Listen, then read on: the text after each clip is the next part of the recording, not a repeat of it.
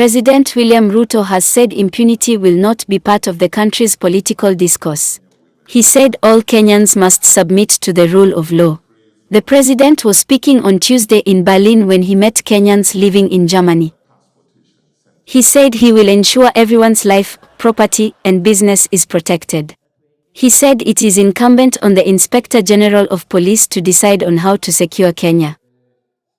Dr. Ruto said the government will leverage on its diverse, rich, and skilled human capital to ensure Kenya shines globally. Some of you are concerned about what's going on in Nairobi, what's going on in Kisumu. Let me promise you that we are going to take care of that situation. Kenya is a country of the rule of law, all right?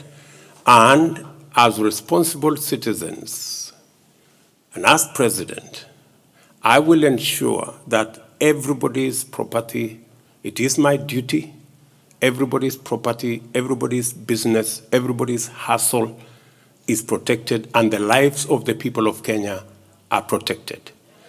It is the duty of the police. My administration will make the resources necessary, the policy decisions necessary for the police to execute their mandate in accordance with the law and the Constitution. And when I took office, I undertook that we are going to make the criminal justice system work for all Kenyans. And I did the deliberate thing to delineate the police from the office of the president. The Constitution says the police will have not just operational independence, it must also have financial independence. For a very long time, the financial independence of the police was undermined because it was under the office of the president. I did sign the executive order that transferred the financial resources from the office of the president to that of the Inspector General of Police. Today, the Inspector General of Police is solely responsible for both the operations and the financial requirements of the police force, and they can make independent decisions on what they want to do to secure the country. I will continue to ensure that that is the case. And that is why the police in Kenya have a responsibility. And speaking from Berlin, the Inspector General of Police and all the police, the entire police force in Kenya have a responsibility to ensure that the property of every Kenyan, the business of every Kenyan, the life of every Kenyan is secure, protect the right of every Kenyan, the civil rights of every Kenyan, and ensure that nobody tramples on the rights of others as they exercise or enjoy their own rights. We have the right to protect everybody, and the police should be able to do that. I want to give you my assurance that impunity will never be and will not continue to be part of our political discourse. None of us is above the law. All of us must submit to the rule of law. It's the only thing that makes us equal. There are no tall or short or fat or thin people when it comes to the rule of law. We are all equal and we are all one size.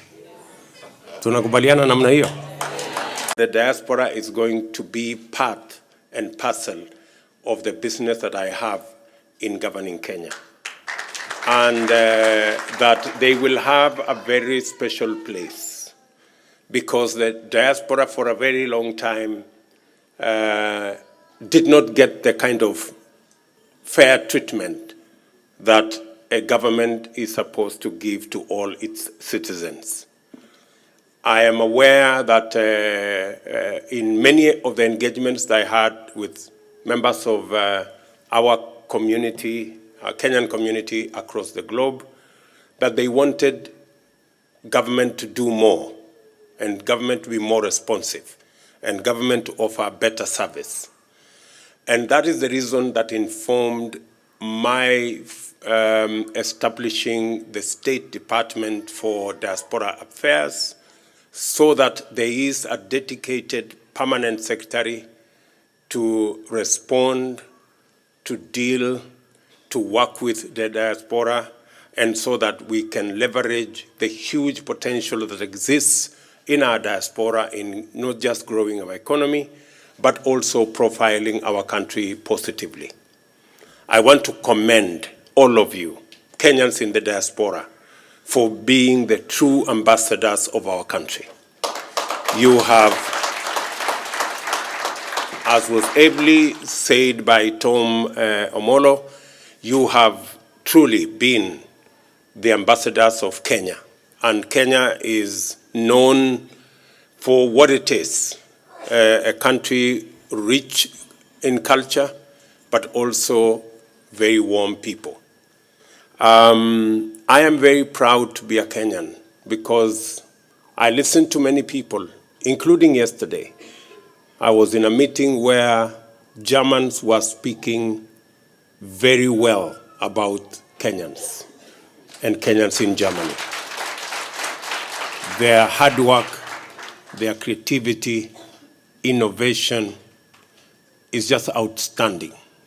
And I want to encourage each and every one of us to fly our flag high wherever you are, whatever you're doing, whatever job you're doing. Just know that the rest of us in Kenya are behind you, and we all share in one country, and we must look after it and do the best for it. We would want to review, as the PS has said, the diaspora policy, and we are expecting you guys in the diaspora to help us with ideas, to contribute your thoughts on how best you think as a country we can take advantage of the opportunities that exist in Kenya, and also take advantage of the opportunities that are available globally. We must act local, but think global. I think there is opportunities out there that we must not miss out. Let me tell you one thing that I am very sure about, that we have the best human capital anywhere in the world. That I am very sure about. Kenyans can work anywhere. They can do anything, and they are simply the best. So, and we must. That's in fact the biggest asset that we have, the Kenyan people. We may not have gold, we may not have silver and oil, but we have the Kenyan human capital. It is better than gold. Believe you me, from where I stand. And therefore, we must leverage, and it is my intention that we will leverage on our human capital to serve ourselves, to serve the world, and to make sure that Kenya shines.